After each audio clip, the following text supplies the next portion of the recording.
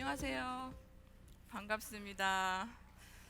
네, 제가 아까 안 그래도 지금 미리 말씀을 해주셨네요. 제가 고향이 강원도라고 이렇게 또 시작부터 지역주의 뿜어내는 발언으로 시작을 하셨는데, 네, 제가 강원도에서 태어나서 20년을 강원도에서 살아가지고 아까 강원도에서 오신 분들 일어나 주세요 할 때 좀 일어날 뻔했어요. 네, 제가 가장 오래 산 지역인데 사실 정작 강원도에서는 안 불러주셔가지고 올 일이 없었는데 네, 반갑게 이렇게 오게 됐습니다. 음, 오늘 이 자리에 제가 늦을까봐 어, 너무 좀 걱정이 되고 긴장이 돼서 어제 저녁에 왔어요. 아마 지금 전국 각지에서 오셨다고 들었는데 아마 이제 뭐 어제 미리 오신 분들도 계시지 않을까 싶어요. 근데 제가 어제 서울에서 그 용산역에서 ITX 청춘선 이름이 되게 예쁘더라고요. 청춘선. 그래서 ITX 청춘선을 타면 여기 금방 온다고 들어서 용산역에 갔는데 아무리 기다려도 기차가 안 와요. 방송이 나오더라고요. 그 철도 파업의 여파로 지금 이제 기차가 중간중간 빠져서 좀 다음 기차를 이용해 달라고. 그래서 제가 한 2시간 가까이를 좀 추위에 떨며 플랫폼에서 기다리다가 이제 어제 밤에 겨우 왔어요. 근데 제가 분명히 그 뉴스에서 철도 파업한다는 걸 봤거든요.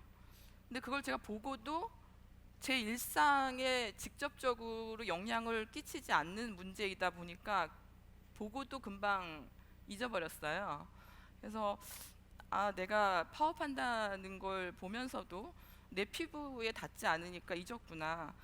정작 제가 직접 불편함을 겪고 나서 파업한다는 걸 딱 인지를 한 거죠. 안다는 건 참 불편한 거예요. 그리고 우리가 이제 이런 불편함을 통해서 보통 어, 알아가는 문제들이 많지요. 이제 불편하지 않게 알아가는 경우는 사실 굉장히 드뭅니다. 다 불편하고 또 무언가를 우리가 바꾸고 변화하는 과정은 다 불편해요. 자, 그런데 우리가 지금 이제 파업을 한다고 제가 얘기를 했죠. 이제 오늘부터 정상적으로 운행을 한대요.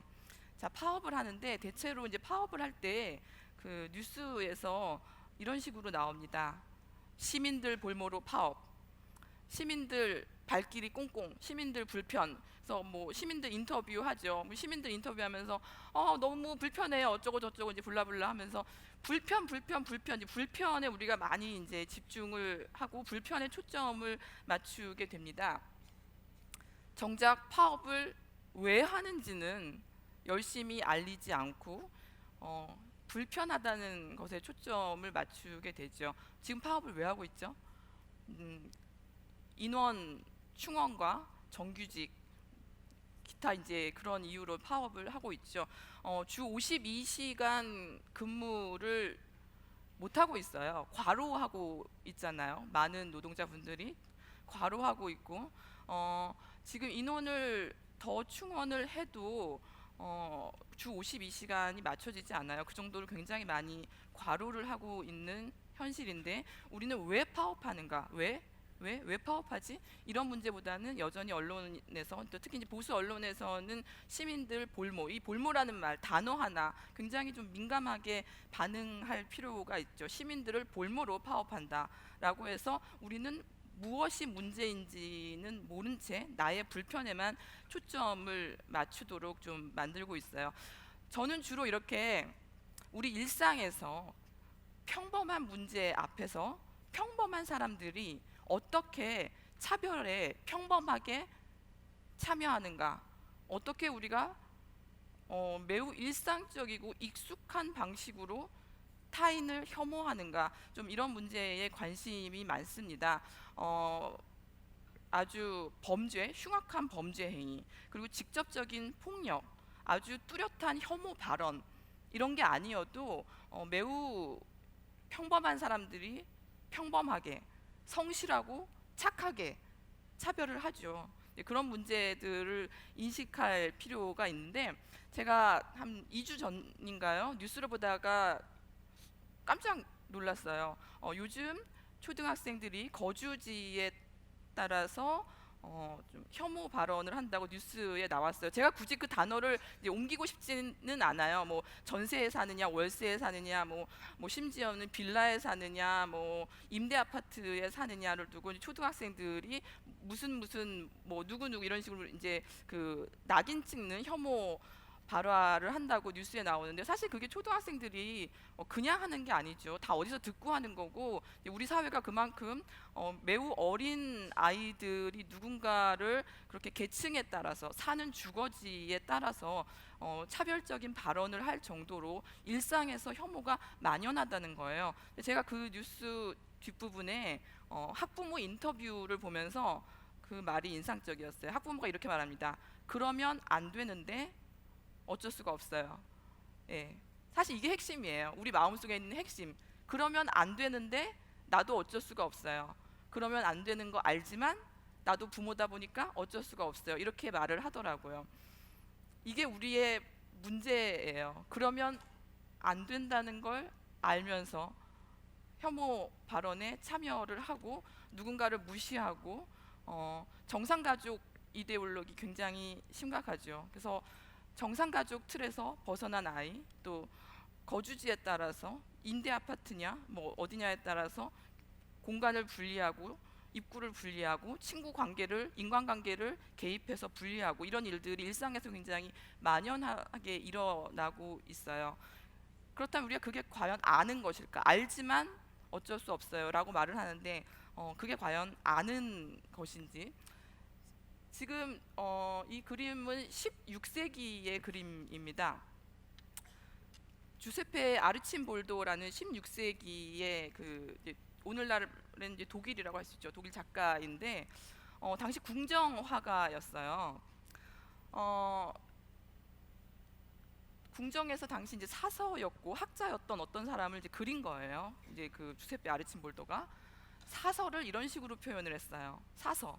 도서관 사서는 책에 파묻혀 지내겠죠.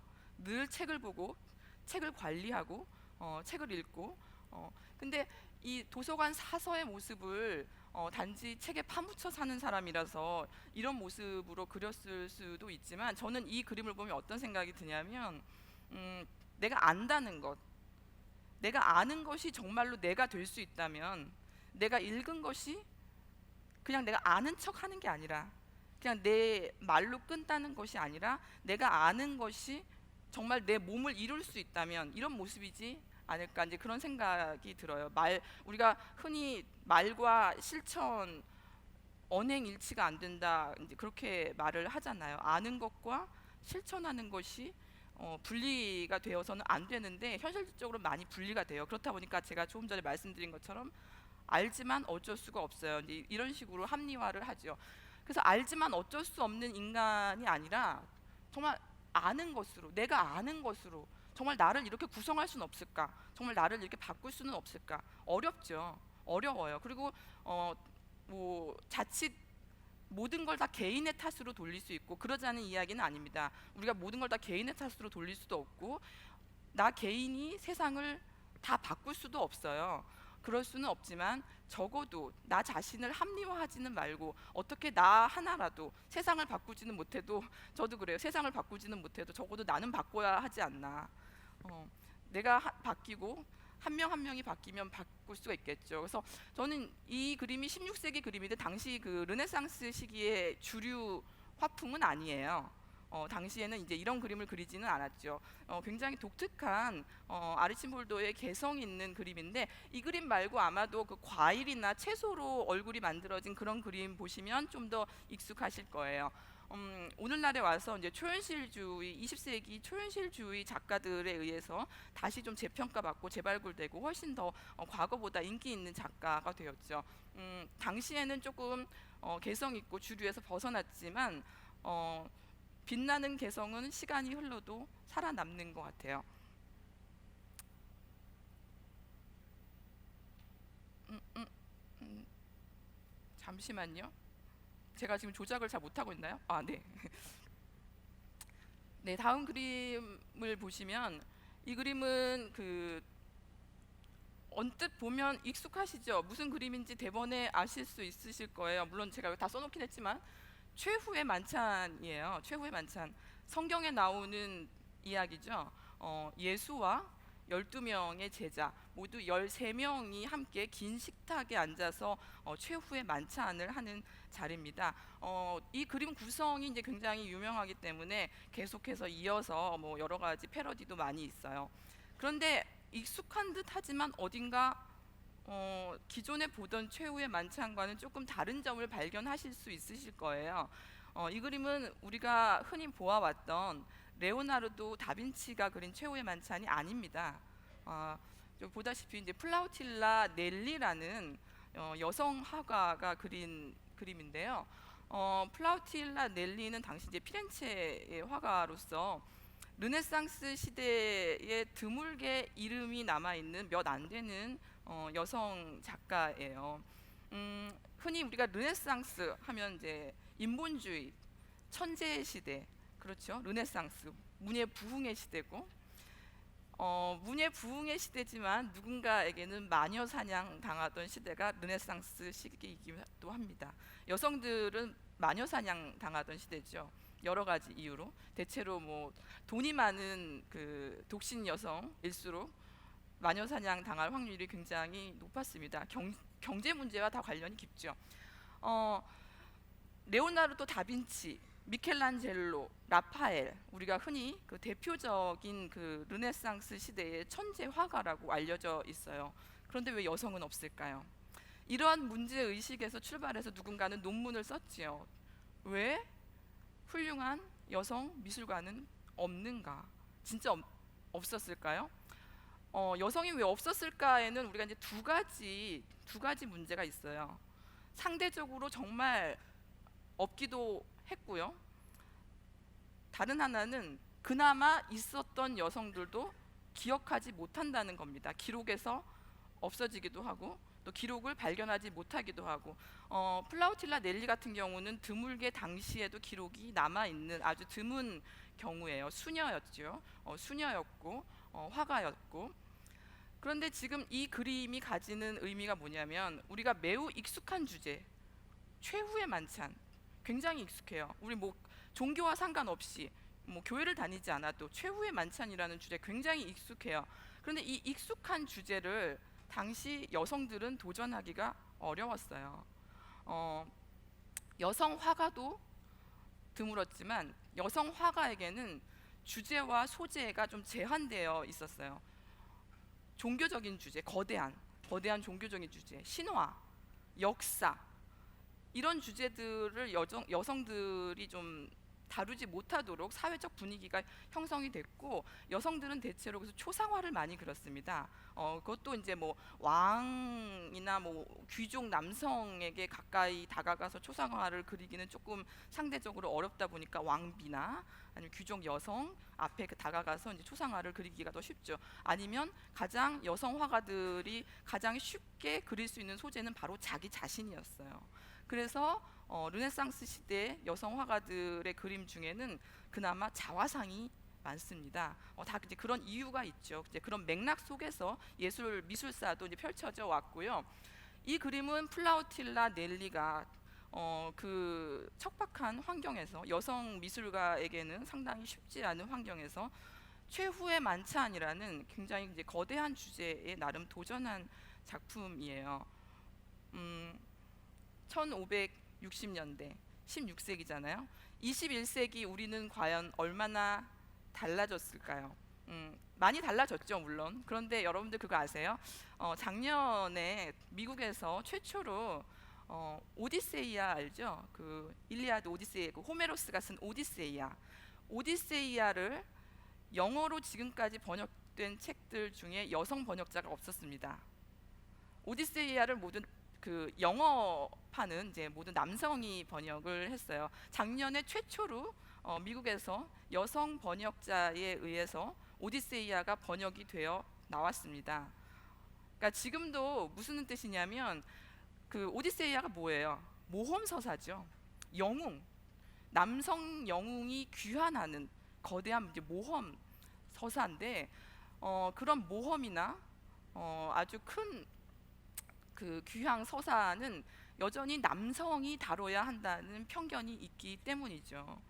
저도 미처 생각지 못했어요. 작년에 이제 그 미국에서 이제 그런 번역서가 나오기 전까지는 저도 미처 생각을 못했는데, 그러고 생각해 보니까 모두 남성이 번역했다는 사실을 저도 뒤늦게 깨달았어요. 바로 이런 식으로 우리가 매우 익숙하게 바라보고 있는 영화나 소설, 뭐 대중문화, TV 모든 것들에서 조금만 더 생각해 보면 익숙하지 않은 문제들이 상당히 많습니다. 근데 우리가 자연스럽지 않은 것을 자연스럽게 받아들이고 이제 그렇게 살아가고 있는 거죠. 그럼 번역을 남성이 하는 것과 여성이 하는 게 그럼 무슨 차이가 있길래 굳이 거기에 의미를 두느냐? 차이가 있어요. 일단 호칭부터 다릅니다. 부부 관계에서도 남성이 번역할 때와 여성이 번역할 때 서로 부르는 호칭이 달라져요. 그리고 굉장히 여성을 상스럽게 욕하는 언어를 번역할 때도 남성 번역자의 경우 훨씬 더 세게, 훨씬 더 강하게 여성을 더 상스럽게 욕하는 언어로 번역을 하기도 합니다. 뭐 이거는 아주 사소한 일일 수도 있는데, 심지어는 그 레이디 앤 젠틀맨이 한국에 와서 번역이 되면은 숙녀와 신사가 아니라 신사와 숙녀가 되죠. 네, 순서까지도 바뀌는데 그렇게 신사 숙녀라고 꼬박꼬박 바꿔서 부를 정도로 남성을 앞에 두지만, 한번 생각해 보셨어요? 우리 욕을 할 때, 제가 지금 이 자리에서 차마 욕을 하긴 좀 그런데 우리 욕 알아서 상상하세요. 네, 우리 욕을 할 때는 그 여성을 욕하는 단어가 앞에 와요. 니은 니은 있죠. 재밌지 않습니까? 레이디 앤 젠틀맨도 번역을 해서 꼭 숙녀와 신사가 아니라 신사와 숙녀라고 번역을 하면서 왜 욕을 할 때는 여성을 앞에다 세울까요? 우연이 아니에요. 우연이 아니고 국어학자나 언어학자들의 분석에 의하면 이거는 우연이 아닙니다. 좀 더 여성에게 모멸감을 주는 말일수록 앞에 세우는 경향이 있어요. 그러니까 우리가 입에 붙어 있는, 내 입에 붙어 있는 언어, 나의 태도, 모든 것들이 다 우리의 차별적인 의식과 관련이 있다는 걸 인식할 필요가 있습니다. 그리고 제가 여기서 이제 또 하나 한 가지 또 이제 좀 딴지를 걸자면, 저 만찬은 근데 누가 차렸을까요? 궁금하지 않습니까? 예수와 12제자는 모두 남성으로 구성되어 있어요. 저 만찬도 남성들이 다 차렸을까요? 만찬은 누가 차렸어요? 저 엄청난 만찬을 13명이 먹을 밥, 13명이 먹을 밥 차려보신 분 계세요? 13명이 먹을 밥 차리려면 정말 힘듭니다. 장 봐와야 되죠. 더구나 저 시대 때 장 봐와야 되고, 저거 어떻게 다 차렸을까요? 또 설거지는 누가 했을까요? 먹고 나서 누가 치웠죠? 누가 차리고 누가 치웠는가? 우리는 저 만찬이 일어나기 전과 만찬 이후는 몰라요. 이런 게 맥락이죠. 이런 게 맥락이에요. 만찬 이전과 만찬 이후까지 상상할 수 있는 것, 그렇게 상상할 수 있는 서사적 상상력을 키우는 것, 맥락에 대한 이해, 사실 이런 것들이 굉장히 그 예민한 감수성을 키워주고 우리가 다양한 이야기에 좀 촉을 세우는 그런 사람으로 자라날 수 있게 해주죠. 별거 아니지만 사소하지만 저는 질문을 좀 던져보고 싶습니다. 정말 만찬은 누가 차렸을까요? 우리가 밥하는 거 너무 쉽게 생각하는 경향이 있죠. 이제 또 이제 이런 이야기, 이제 밥하는 이야기 나왔으니까 부른배 태제라는 개념이 있습니다. 아시는 분도 계실 텐데, 우리가 인권에 대해서 이야기할 때 많이 나오는 개념이에요. 부른배 태제. 일단 오늘날에는 저 개념은 오늘날에는 더 이상 지지하는 개념이 아니라는 걸 미리 말씀을 드리고요. 인권은 아침 식사에서 시작이 된다. 굉장히 쉬운 말로 멋있게 인권에 대해서 이해하기 좋게 설명하지 않았습니까? 인권은 아침 식사에서 시작이 된다. 무슨 뜻이겠어요? 일단 아침밥을 먹을 수 있어야죠. 밥을 먹을 수 있어야 된다는 거예요. 일단은 배가 불러야 된다. 이제 그런 이야기인데, 레오폴 상고르는 그 세네갈의 초대 대통령입니다. 초대 대통령으로 계속 이제 뭐 그 재선도 하고 굉장히 오랫동안 세네갈이 이제 그 프랑스 식민지에서 벗어난 이후에 초대 대통령을 맡았던 그 사람인데 문인이기도 해요. 문인인데 그 네그리투이드 운동이라고 유럽 식민지였던 아프리카나 저 카리브해 쪽, 그쪽에 이제 유럽, 프랑스 주로 이제 식민지였던 흑인들을 중심으로 일어난 문화 운동이에요. 일종의 그 유럽 백인의 식민주의에 저항하는 흑인들의 문화 운동이라고 볼 수가 있습니다. 주로 이제 문인들이 문학으로서 많이 참여를 했습니다. 레오폴 상고르는 바로 이제 그 네그리티드 운동의 리더예요. 그 운동을 이끌었던 이제 그 일종의 이제 우리 식으로 말하면 저항 시인이죠. 그런 사람이고 나중에는 세네갈의 대통령이 되는데, 바로 그렇게 저항 운동을 이끌었던 시인이 했던 아주 좋은 말이에요. 그런데 저 말을 우리가 좀 더 생각해 봅시다. 그냥 우리가 생각하지 말고 좀 더 깊이 들어가 보면, 식량권이 해결된 후에야 비로소 참정권, 표현의 자유, 사생활 보호 등에 대해서 우리는 논의할 수 있다라는 뜻이 되는 거예요. 어떻게 생각하세요? 여기에 동의하시나요? 이 말에는 굉장히 함정이 있어요. 우리가 인권의 순서를 정할 위험이 있는 거죠. 그 인권의 순서를 누가 정하나요? 누가? 과연 배부른 사람이? 배가 먼저 부른 사람이? 이거는 사실 좀 모순인 거예요. 우리가 그런 식으로 하게 되면 바로 경제 성장을 위해 다른 인권을 억압하는 걸 합리화할 위험이 있습니다. 사실 우리가 이제 많은 독재 국가들이 이제 그런 현실에 처해 있고, 일단은 배가 불러야 한다. 그럼 실제로 과연 모든 사람이 그럼 배가 부른 날이 오기는 하나요? 그렇지도 않아요. 그렇지도 않고 계속 우리는 국가는 잘 살아도 그 안에서 빈부격차는 굉장히 심각한 그런 상황에 처해 있습니다. 다시 말하면 배부른 태제라는 명목으로 누군가는 계속해서, 아무리 시대가 변하고 아무리 산업혁명이 뭐 400번이 일어나도 누군가는 계속 배가 고파요. 빈부격차가 해결이 안 돼요. 다시 말해서 우리는 배부른 태제가 가진 모순을 오늘날에는 다 인정을 하고요. 적어도 공식적으로는 우리가 이제 저 그 논리를 지지하지 않고, 인권이 다 다양한 인권이 함께 가야 한다라는 논리를 지지합니다. 공식적으로 뭐 국제 그 인권 단체나 이런 데서도. 무슨 말이냐면, 경제 문제, 그러니까 배부른 문제와 표현의 자유, 사생활, 참정권, 이런 것들이 함께 갈 수 있다는 거예요. 맞는 말입니다. 빵과 장미가 우리가 선택하는 게 아니라 빵과 장미는 함께 가는 거죠. 실제로 한국에서도 80년대 우리가 노동운동 한창 할 때 그 노동자분들이 가장 회사의 요구사항을 얘기를 할 때, 우리가 언뜻 생각할 때는 뭘 1순위로 얘기했을 것 같아요? 임금 인상일 것 같죠. 그런데 그 실제 자료에 의하면 당시 그 노동자분들이 가장 1순위로 갈망했던 게 뭔지 아세요? 두발 자유. 그게 무슨 뜻이겠어요? 개인으로서, 인격체로서 존중받고 싶은 겁니다. 노동자들이 이제 머리를 짧게 깎아야 되는 상황이었죠, 당시에. 우리가 머리를 그 두발 자유가 없는 집단을 생각해 보세요. 두발 자유가 없는 집단 누구예요? 죄수, 군인.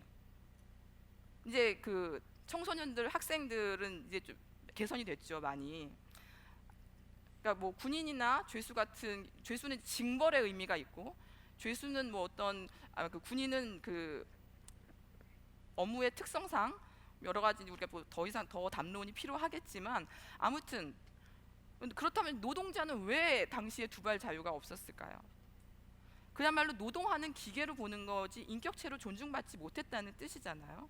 당시 노동자들이 그토록 갈망했던 것 중에 하나가 두발 자유, 굉장히 상징적인 의미고 우리가 많이 생각해 볼 필요가 있어요. 그러니까 이제 부른배 태제가 가진 모순이 이제 그런 문제에서도 드러납니다. 많은 사람들이 자신의 사생활 보호, 표현의 자유 굉장히 존중받고 싶어 하죠. 내 사생활이 보호되지 않고 배가 부른다? 사실 현실적으로 그렇지도 않아요. 참정권 없는 존재가 배가 부를 수가 있나요?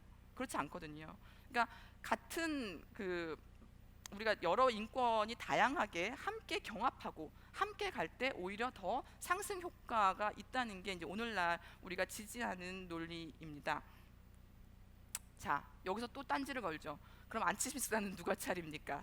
그렇죠? 아침 식사가 중요하긴 한데 우리는 항상 그거를 빼먹어요. 아침 식사는 누가 차리는가? 아침 식사가 저절로 어, 냉장고 마트에서 냉장고로 저절로 날아와서 우리 집 냉장고에 저절로 싱크대에서 혼자 막 씻겨져가지고 내 식탁에 내 접시 위에 저절로 날아오지는 않죠. 다 누군가의 노동이 필요합니다. 우리 일상의 맥락을 이렇게 계속 생각하다 보면 일상의 맥락을 자꾸 생각하다 보면 어때요? 피곤하죠. 그래서 이렇게 피곤한 사람들을 향해서 우리가 하는 말이 있습니다. 진지충. 진지충이라는 말이 몇 년 전에 나왔을 때 제가 굉장히 좀 놀랬어요. 정말 벌레들이 나오다가 이제는 세상에 진지충까지 나와버렸네. 뭐 선비질, 뭐 선비충, 뭐 별 말이 다 있어요. 뭐 설명충. 어, 물론 좀 분위기 파악 못하는 사람이 있죠. 없다는 건 아니에요. 뭐 있긴 있는데 어, 흔히 그렇게 말을 하죠. 웃자고 한 얘기에 죽자고 달려든다. 왜 개그를 다큐로 봤냐 그러는데 어, 권력 관계를 잘 생각해 볼 필요가 있습니다. 웃자고 한 얘기 주로 웃자고 한 얘기를 했는데 기분 나쁜 사람은 누구고 별로 이렇게 적절하지 않은 개그를 자꾸 하는 사람이 누군가, 웃기지도 않은데 웃어줘야 하는 사람이 누군가. 사실 유머가 굉장히 권력적인 행위예요. 그 유머를 자꾸 구사하려는 욕구도 그 약간의 그 지배욕과 권력과 관계가 있고, 상황을 자기가 지배하고 싶고 상대를 자기가 지배하고 싶은 그 욕구와 관련이 있죠. 그러니까 유머를 잘 구사하는 사람이 굉장히 매력적이잖아요. 되게 똑똑해 보이고. 그런데 이제 우리가 바로 유머가 굉장히 똑똑해 보이는 이유는 그 유머가 그만큼 훌륭해야 되기 때문인데, 그 유머가 훌륭하지 못하면 불쾌감만 느끼지요. 근데 그럴 때 웃어주지 않으면 진지충이 되는 거예요. 네, 저도 수시로 진지충이 됩니다. 그래서 이제 그렇게 이제 온갖 충이 나오다 보니까 제가 충을 보다 가장 충격적이었던 충은 유족충이라는 말이에요. 정말 유족, 우리 예를 들면 세월호 참사나 굉장히 끔찍한 그 사회적 참사잖아요. 그런 참사를 놓고 우리가 진실을 알고자 하는 사람에게 그렇게 낙인을 찍어서 유족충이라는 말까지 나왔다는 것은 사실 우리 사회의 기본적인 어떤 도덕성, 같이 살고자 하는 어떤 그런 태도, 이런 문제들을 좀 근본적으로 성찰해 볼 필요가 있어요.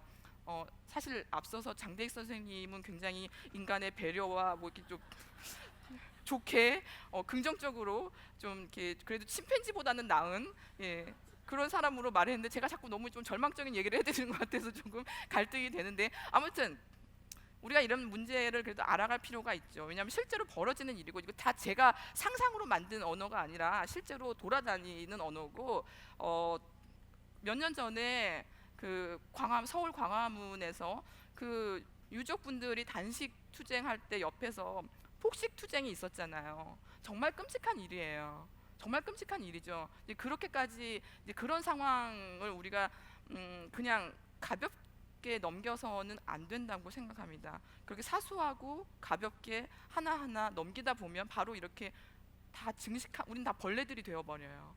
이제 그럴 수는 없는 거죠. 자, 바로 이렇게 생각하기는 싫고 내가 듣고 싶은 말만 해주는 게 가짜 뉴스죠. 가짜 뉴스가 이렇게 점점 증식하는 이유도 이러한 그 혐오, 반지성주의와 매우 밀접한 관계를 맺고 있죠. 반지성주의와 그 가짜 뉴스는 공생관계예요. 서로가 서로를 먹여 살리고 있죠. 반지성주의라는 게 이제 어렵게 생각하시기보다는 일단 지금까지 제가 말했던 그런 사소한 문제들, 사소한 일상의 문제들을 알기를 거부하는 태도라고 생각을 하시고 접근을 하시면 눈에 보이시는 게 아마 더 많을 거라고 생각을 해요. 하지만 생각은 하기 싫고 내가 원하는 말을 해주는 매체들이 요즘 굉장히 많죠. 가짜 뉴스, 그 흔히 카톡방을 통해서도 많은 정보들이 돌아요. 검증되지 않은 정보들. 요즘 유튜브 굉장히 심각하고요. SNS, 개인 SNS, 기자 우리가 이제 그 기자분들을 멸칭으로 기레기라고 하잖아요. 사실 그것도 굉장히 문제적인 표현입니다. 어, 좀 지향하는 언어고 그거 자체가 사실 가짜 뉴스와 굉장히 관련이 있거든요. 그러니까 언론에 대한 물론 언론에 문제가 있는 건 비판하면 좋아요. 비판을 해야 되는데 우리가 기레기라고 불러버리면 그 다음부터는 사실 대화가 잘 안 됩니다. 그러니까 우리가 어떤 다른 사람을 벌레로 무슨 충 무슨 충 무슨 충 해버리면 그 다음부터는 그 낙인의 대상과는요 논쟁을 할 수가 없어요. 상대를 인간으로 보지 않고 나와 다른 벌레로 낙인을 찍은 다음에 무슨 논쟁을 할 수가 있겠어요. 근데 그런 식으로 다른 생각을 다 이제 잠식시켜 버리는 거거든요. 다른 생각을 다 죽여버리고 나와 생각이 다른 사람들 다 이제 벌레로 만들고 마찬가지로 물론 언론에 문제가 있으면 비판을 해야 되지만 기레기라고 불러버리면 기존의 가짜 뉴스가 정말 얼마나 심각한지 그런 문제들이 오히려 좀 흐릿해지는 경향이 있죠. 요즘 그 SNS에서 뉴스가 전달되는 방식을 제가 보다 보면 관찰을 해보면 많은 분들이 제목만 보고 공유하는 경우가 많아요. 클릭해서 읽지 않고 제목만 보고 그러니까 이게 악순환이에요. 제목을 점점 자극적으로 또 써요. 그렇게라도 해야 사람들이 클릭을 하니까 클릭해서 들어가면 내용이 제목하고는 좀 다른 경우도 있거든요. 그런데 우리가 클릭 장사 막 그러죠. 클릭을 유도하기 위해 또 제목은 자극적으로 나오고 악순환이에요. 그래서 가급적이면 그렇게 SNS, 카톡 뭐 이렇게 검증되지 않은 경로로 우리가 이제 뉴스를 안 볼 수는 없어요. 요즘 이미 우리가 이제 돌아갈 수는 없지만 그래도 이제 그러한 문제에 대해서 좀 문제 인식을 가지고 좀 경계할 필요는 있다고 생각을 합니다. SNS에서 퍼져 나가는 혐오 발화들 굉장히 심각하죠. 지금 보시는 이 그림은요. 1800년대 후반에 나온 그림이에요. 미국 신문에. 그러니까 지금 어떤 분이 갑자기 입이 벌어지는데 그 지금 우리 21세기인데 가짜 뉴스가 오늘날의 새로운 문제가 아니라는 이야기입니다. 늘 가짜 뉴스와 싸워왔어요. 늘. 그런데 오늘날 이게 조금 더 심각한 거는 매체가 다양해졌고 굉장히 속도가 빨라졌죠. 그래서 이게 가짜 뉴스의 그 확장성이 파급력이 비교가 안 되는 상황이 되어버린 거예요. 지구 반대편의 뉴스도 바로바로 알 수가 있어요. 그래서 이러한 가짜 뉴스가 어떻게 우리의 반지성주의, 우리 안에 반지성주의, 반지성주의 하면 좀 너무 딱딱하니까 모르려고 하는 의지, 알기를 거부하는 태도와 어떻게 결합해서 우리 일상의 혐오를 증식하는지 생각해 볼 필요가 있습니다. 자, 그렇기 때문에 이러한 환경 속에서 과연 나는 차별하지 않는다 가능할까요? 저는 제 자신도 좀 경계해요. 말을 할 때마다 좀 조심스러워요. 굉장히 조심하지만 모르는 거죠. 저 역시도 이렇게 이 사회 속에서 차별과 혐오를 공기처럼 들이마시면서 사는 사람이기 때문에 나는 예외다라고 생각한다면 오만일 거예요. 제가 최근에 한 대학에서 강의를 하다가 강의가 끝난 후에 한 학생이 저에게 와서 일종의 약간의 항의성, 그 약간의 건의를 했습니다. 무슨 이야기였냐면 채식에 대해서 제가 이야기를 하면서 너무 우리가 갑자기 식탁을 확 바꿀 수는 없으니까 단계적으로 차근차근 할 수 있는 것부터 바꿔 나갔으면 좋겠다라고 했어요. 이 말이 뭐가 문제인지 잘 모르시는 분들도 계실 거예요. 하지만 어떤 분들에게는 이 말이 문제였습니다. 그래서 강의가 끝나고 저에게 왔어요. 저는 그 말에 동의하지 않습니다. 지금 지구가 환경이 얼마나 심각한데 단계적으로 바꿀 수가 없다. 우리는 지금 당장 이 순간 바꿔야 된다. 지금 당장 이 순간 밥상을 바꾸도록 해야 되고 지금 당장 이 순간 행동을 해야 되는데 선생님이 단계적으로 바꾸라고 그렇게 말을 하는 건 너무 소극적이다라고 이야기를 하더라고요. 제가 할 말이 없었어요. 제가 할 말이 없고 죄송합니다 그냥 그랬는데 맞는 말이에요. 맞는 말이고 근데 제가 차마 양심상 여러분 지금 당장 바꾸세요라고 말을 할 수가 없는 거예요. 그 말이 맞지만 제 양심상 왜냐 저도 지금 당장 바꾸지 못하는 문제가 있어서예요. 왜냐하면 저도 급하면 편의점에서 그 물을 사 먹고 이제 그 가지고 다녀야 되는데 어제 내려올 때 깜빡하고 못 가지고 왔어요. 그래서 저기 그 기차역에서 좀 하나 샀어요. 근데 이게 참 중요한 게, 내가 그러한 항의를 받기 전과 후에 분명히 저 자신에 대한 자기 검열이 달라져요. 제가 그러한 항의를 받고 나니까 점점 더 제 자신을 검열하게 되고 더 조심하게 됩니다. 분명히 그러한 효과가 있죠. 저는 그래서 다른 분들이 보기에는 이제 그런 분들이 너무 급진적이라서 불편하다고 생각하실지도 모르겠지만, 저는 그렇게 불편함을 자꾸 만들어서 우리가 그 기존의 체제에 좀 균열을 만들어 주는 분들이 좀 고맙다고 생각을 해요. 이제 그런 식으로 자꾸 이제 우리가 도전을 해야 기존의 권력 체계를 바꿀 수가 있죠. 마찬가지로 나는 차별하지 않는다만큼이나 제가 좀 경계하는 생각은 나는 차별받지 않았다입니다. 모두 위험해요. 사실 이런 분들 굉장히 많습니다. 나는 차별받은 적 없는데? 나는 여자지만 차별받은 적 없는데? 페미니스트를 너무 민감해. 나는 장애인으로 차별받은 적 없는데? 나는 전라도 사람이지만 지금까지 지역 차별 받은 적 없는데? 이런 분들 굉장히 많습니다. 외국 나가서 나는 아시아인으로 차별받은 적 없어. 인종차별이라니 열등감이야, 피해의식이야, 이렇게 말하거든요. 이런 말이 왜 위험하냐면, 사회 구조적으로 만연한 우리 문화 속에 뿌리 깊은 차별을 외면하고 마치 개인의 문제인 양, 그 개인이 부족해서, 그 개인이 모자라서, 그 개인이 마치 차별받을 만해서 벌어지는 일인 양 문제를 왜곡시킬 그런 위험이 있지요. 그래서 나는 차별받지 않았다, 받지 않았을 수 있어요, 우리 개개인은. 그렇지만 그런 발언은 조심해야 되는 거죠. 정말로 우리가 살아가면서 차별받지 않기도 사실 쉽지가 않아요. 정말로 그런 사람이 있다면 굉장한 권력자예요. 누가 있죠? 누가 있죠? 뭐 이건희 정도 돼야 되나요? 글쎄, 엄청난 권력을 가진 사람만이 그 일평생 사는 동안 차별받지 않을 수가 있어요. 정말 그렇다면 조심해야죠. 오히려 자신의 권력을 인지하고 조심해야지. 나는 차별받지 않았는데 무슨 차별? 내가 받지 않았다고 세상에 차별이 없는 건 아니거든요. 그래서 저러한 생각을 모두 경계할 필요가 있습니다. 자, 웬 뜬금없는 김치인가? 지금 김장철이죠. 김장들 하셨어요? 김장 집집마다 아직 안 했어요. 저희 집도 김장을 이제 지난주부터 한창 하더라고요. 하신 집도 있고 못 하신 집도 있고 앞으로 할 집도 있는데, 한국의 대표 음식이라고 하면서 흔히 김치, 고추장, 된장 뭐 이렇게 하잖아요. 저거 다 누가 만들어요?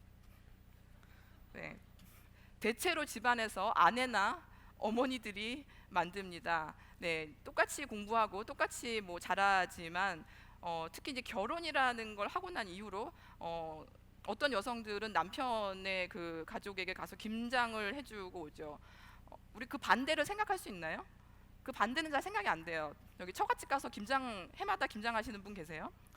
그리고 반대는 잘 일어나지 않아요. 이런 게 문화화된 차별이죠. 불법은 아니지만 우리 전통이라는 이름으로 우리 생활에 굉장히 익숙한 방식의 차별. 이게 이제는 어떤 식으로 벌어지냐면요. 지금도 있을 거예요. 여러분들 간단한 검색으로 찾으실 수 있을 거예요. 이맘때만 되면 각 지역에서 다문화 가정, 전 다문화라는 이름이 별로 옳다고 생각하지 않아요. 그런데 이제 어쨌든 우리 그 말을 쓰고 있죠. 다문화 가정 주부, 다문화 주부를 대상으로 한 김장 체험 해마다 해요. 여러 지역에서. 지금 강원도 어딘가에서도 하고 있을 거예요. 이게 언뜻 생각하기에 좋은 것 같죠.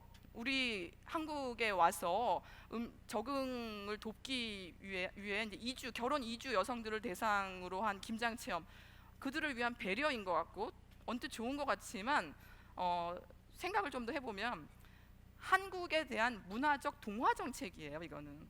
그러니까 결혼 이주 여성들을 대상으로 그들이 김치를 잘 만들고 고추장을 잘 만들면 한국인 다 됐네 그러거든요.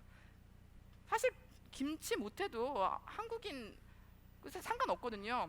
평생 김치 한번 안 담그고 살다가 가시는 남성분들 많아요. 우리는 그들이 한국인인지 아닌지를 따지지 않거든요. 장 한번 안 담그고 열심히 장 먹고 그런 사람들 굉장히 많아요. 그런데 우리는 왜 꼭 이주민들에게는, 특히 이주 여성들에게는 잘 먹는 걸로 끝나지 않아요. 남성은 잘 먹는 걸로 끝나는데 이주 여성은 김치를 만들고 고추장을 만들면 한국 사람 다 됐네 그래요. 이게 마치 무슨 풋풋한 인간미, 인정, 무슨 뭐 정의 넘치는 한국 사회인 것 같지요. 굉장히 문화적인 차별입니다. 우리는 그들을 동화시키기보다는 반대로 생각을 해서 지금 그들의 밥상은 어떤 상태인가. 실제로 이주 여성들이 겪는 문제는요, 자기 집에서 자기 모국의 음식을 먹는데 눈치를 본다는 거예요. 이주 여성들이 한국 사회에서 잘 적응하는 여성들을 연구를 해보면요, 공통점이 뭐냐, 바로 그 남편의 가정에서 이주 여성들의 문화를 잘 받아주고 그 여성들의 그 모국의 음식을 그 남성의 가족에서도 가족들이 잘 먹는 경우, 그 여성들이 한국에서 잘 적응합니다. 다시 말해서 누군가의 적응을 돕는다는 목적으로 동화시키려는 것, 이것도 바로 차별입니다.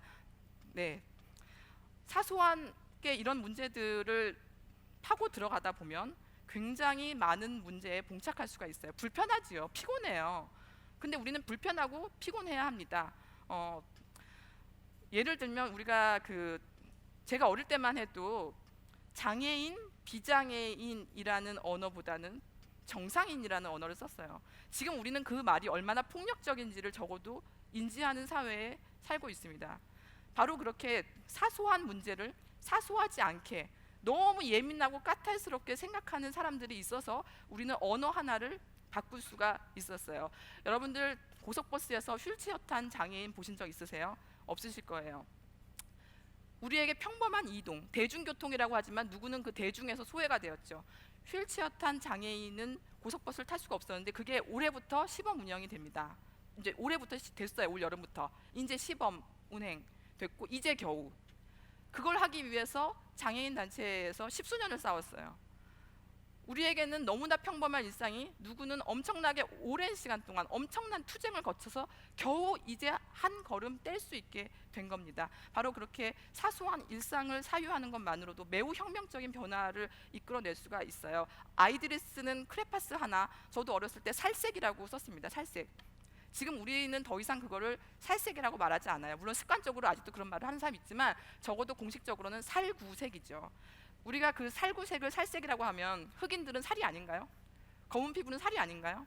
그렇죠. 그러니까 우리 바로 이제 그런 언어 습관이 몸에 배이면 어느 정치인처럼 흑인 유학생을 보고 너 얼굴이 연탄색 같아라는 말을 아무렇지도 않은 거예요. 그걸 유머라고 하는 거죠. 차별 발언을 유머라고 하는 겁니다. 이처럼 알기를 거부할 때 차별이 견해가 돼요. 차별이 견해가 되는 건 정말 위험하죠. 차별이 그렇게 문화가 됩니다. 네, 제가 이야기를 하다 보니 어느 순간 시간이 초과해 버렸네요. 네, 아무튼 제 말의 요지는 차별이 문화가 되지 않도록 아주 일상의 작은 변화에서도 조금씩 실천을 하는, 우선 나부터 자기 자신은 바꾸지 않으면서 세상을 바꾸겠다? 모순이죠. 네, 그러한 모순을 깨닫고 하나하나 조금씩 바꿔나가는 사회에 동참해 주셨으면 하는 바람입니다. 들어줘서 감사합니다.